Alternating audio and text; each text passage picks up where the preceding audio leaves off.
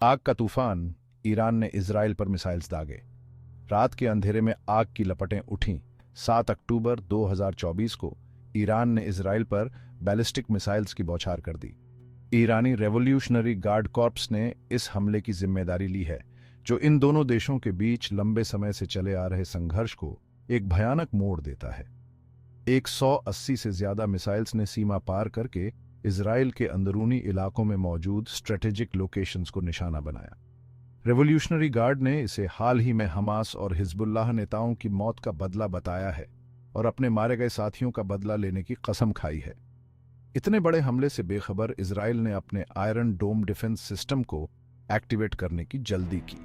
तेल अवीव और दूसरे बड़े शहरों में सायरन बजे और लोग जान बचाने के लिए इधर उधर भागने लगे। इंटरसेप्टर्स आसमान में छोड़े गए, जिनसे काफी मिसाइल्स हवा में ही नष्ट हो गए।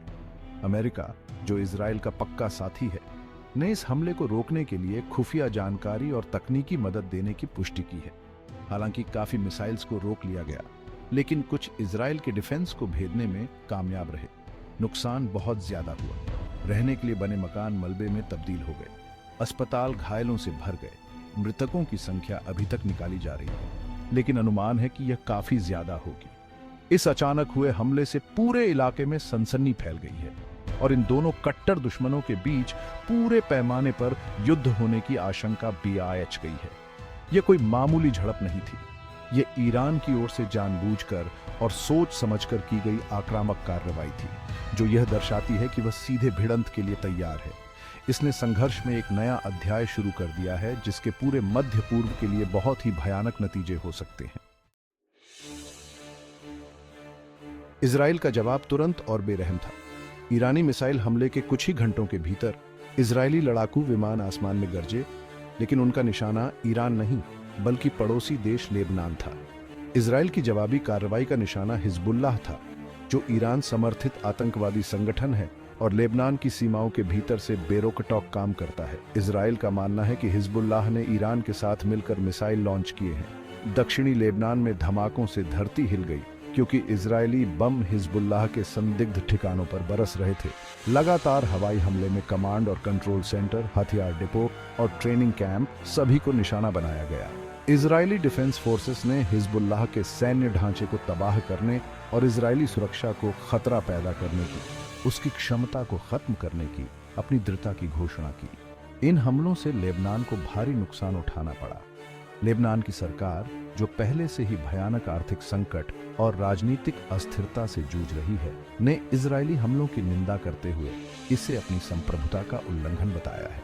हालांकि अपनी सीमाओं के भीतर हिजबुल्लाह की मौजूदगी, जो एक राज्य के भीतर एक राज्य के रूप में काम कर रहा है, ने लेबनान को इजराइल और ईरान के बीच संघर्ष में घसीटे जाने के प्रति संवेदनशील बना दिया है।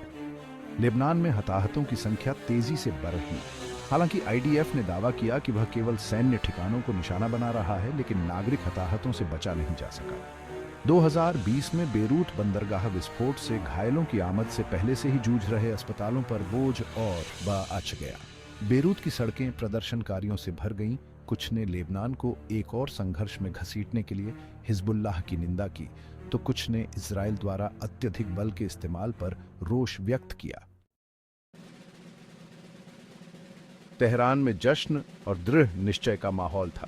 ईरानी सरकारी टेलीविजन ने देशभक्ति गीतों और विजय के ऐलान के साथ मिसाइल लॉन्च की तस्वीरें प्रसारित की। ईरान के सर्वोच्च नेता अयातुल्ला अली खामेनेई ने इन हमलों को इजराइल की आक्रामकता का मुंहतोड़ जवाब बताते हुए इसे एक निरंतर दुश्मन के खिलाफ आत्मरक्षा की जरूरी कार्रवाई करार दिया। खामेनेई ने राष्ट्र के नाम अपने संबोधन में ईरानी मिसाइल बलों की सटीकता और ताकत की सराहना की।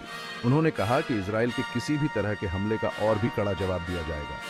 सर्वोच्च नेता ने इस संघर्ष को इस्लाम और उसके दुश्मनों के बीच अस्तित्व की लड़ाई बताते हुए शासन के लिए समर्थन जुटाने के लिए धार्मिक भावनाओं को उकसाया। ईरान के विदेश मंत्री हुसैन अमीर अब्दुल्लाहियान ईरान की कार्रवाइयों के लिए समर्थन जुटाने के लिए अपने क्षेत्रीय सहयोगियों के दौरे पर निकले। वे बेरूत में हिजबुल्लाह नेता हसन नसरल्लाह से मिले और उन्होंने समूह के अस्तित्व के लिए ईरान की अटूट प्रतिबद्धता दोहराई। अब्दुल्लाहियान ने सीरिया और इराक से भी संपर्क किया। ये दोनों देश ऐसे हैं जहां शिया आबादी काफी ज्यादा है और जिनके ईरान के साथ लंबे समय से संबंध रहे हैं। ईरानी नेतृत्व, जिसे अपने सफल सैन्य अभियान से बल मिला है, अंतर्राष्ट्रीय निंदा से बेपरवाह दिखाई दे रहा था। उन्होंने यह अंदाजा लगाया था कि इजराइल, जो लेबनान में हिजबुल्लाह के साथ एक लंबे चलने वाले संघर्ष में फंसा हुआ है, ईरानी जमीन पर पूरे पैमाने पर हमला करने से हिचकिचाएगा। बढ़ते तनाव के बीच ईरान के नागरिकों में डर और अनिश्चितता का माहौल है। बहुत से लोग अपने और अपने परिवार तथा समुदायों के भविष्य को लेकर चिंतित हैं। माहौल तनावपूर्ण है। लोग संभावित नतीजों और संघर्ष की संभावना को लेकर चिंतित हैं। हर दिन उन्हें इस नई वास्तविकता का सामना करने की चुनौती का सामना करना पड़ता है। यह नहीं जानते कि आगे क्या होगा। बढ़ती चिंता के बीच विभिन्न नेताओं और संगठनों की ओर से शांति बनाए रखने की काफी अपील की गई है। हालांकि एक बड़े युद्ध का डर बना हुआ है। नागरिकों को डर है कि स्थिति बेकाबू हो सकती है, जिससे विनाशकारी नतीजे सामने आ सकते हैं। तनाव को कम करने और शांतिपूर्ण समाधान निकालने के लिए जैसे जैसे प्रयास किए जा रहे हैं, वैसे वैसे एक अत्यावश्यकता की भावना स्पष्ट रूप से दिखाई दे रही है। फिर भी अनिश्चितता बनी हुई है और आगे का रास्ता चुनौतियों से भरा हुआ है।